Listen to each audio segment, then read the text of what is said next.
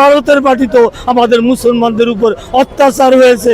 আল্লাহ আজকে এই পবিত্র দিনে বলতে চাই তোমার কাছে আল্লাহ আহ্বান চাই, আমার মুসলমানের উপরে যা অত্যাচার করে তাদেরকে তুমি হেদায়েত করো, তাদের তুমি বিচার করো, তাদের তুমি শায়েস্তা করো।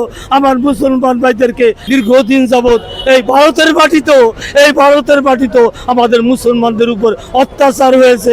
আল্লাহ যে সমস্ত মুনাফিক বেঈমান শয়তানেরা নাস্তিকেরা মুসলমানদেরকে মিটিয়ে দিতে চায়, মুসলমানদেরকে কণ্ঠ স্তব্ধ করতে চায়, তাদের কণ্ঠকে আরও দৃঢ় করো।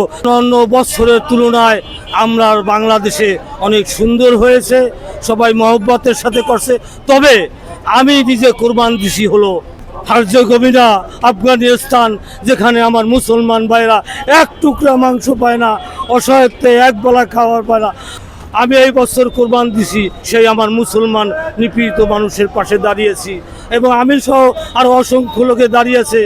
আমাদের জন্য দোয়া করবেন এবং যারা ইসলামকে মিটিয়ে দিতে চায়, আল্লাহ আজকে এই পবিত্র দিনে বলতে চাই তোমার কাছে আল্লাহ আহ্বান চাই, আবেদন জানাই, আমার মুসলমানের উপরে যা অত্যাচার করে তাদেরকে তুমি হেদায়েত করো, তাদের তুমি বিচার করো।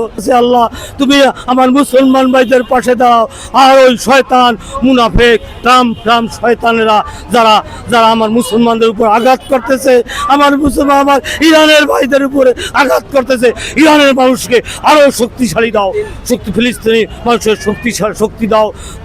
তোমার আখেরি মুজিজা থেকে সেই শক্তি দিয়া ওই শয়তান মুনাফিক বেঈমানদের বিরুদ্ধে, নাস্তিকদের বিরুদ্ধে শক্তি, এদের বিরুদ্ধে আমার মুসলমান ভাইদের শক্তি দাও, যে প্রতিবাদ করতে পারে, অন্যায় প্রতিবাদ করতে ওদের পতন নিশ্চিত করে দাও।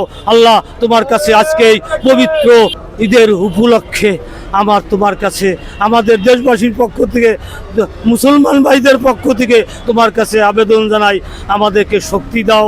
আমার ওই অপশক্তি যারা কোটি কোটি টাকা ধ্বংস করে, আমার অর্থ শোষণ করে, আমার দেশের সম্পদ লুণ্ঠন করে, বিশ্বের নিপীড়িত মানুষের সম্পদ লুণ্ঠন করে ওরা আমার মুসলমানের উপরে আঘাত করতেছে। আল্লাহ তাদের তুমি হেদায়েত করো। আমার মুসলমান ভাইদের সর্বোচ্চ শক্তি আল্লাহ তোমার মুজিজা থেকে দাও। আমার মুসলমানরা যেন আগামী দিনে মুসলমানদের জয় হয়, এই আকাঙ্ক্ষা রেখেই আজকের এই ঈদের তোমার কাছে আমরা আহ্বান জানাই।